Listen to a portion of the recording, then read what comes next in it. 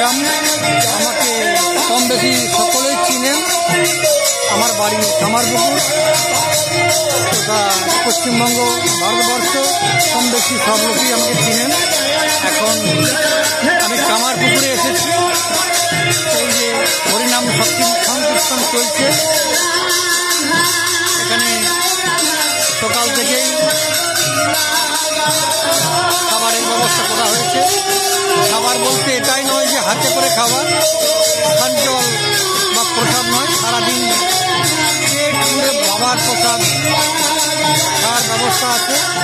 এবং এখানকার পরিবেশ স্নিগ্ধ, দেখুন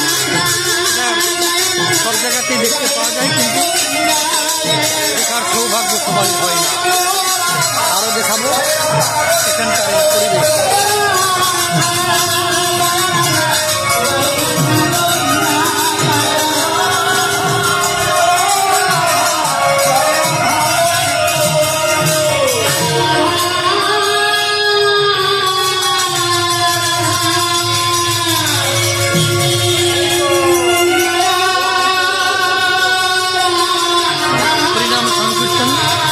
চলছে 3 দিন লাগাতার একই অনুষ্ঠান চলবে। এইখানে কামারপুকুর মানেই পূজার স্থান। 12 মাসে 13 পার্বণ লেগেই থাকে। শ্রীরামকৃষ্ণের জন্মস্থান, মা শারদামণির জন্মস্থান। তো আপনারা দেখুন এই জায়গা,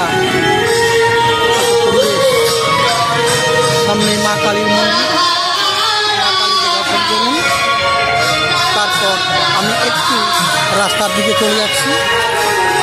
প্রচণ্ড ভিড়।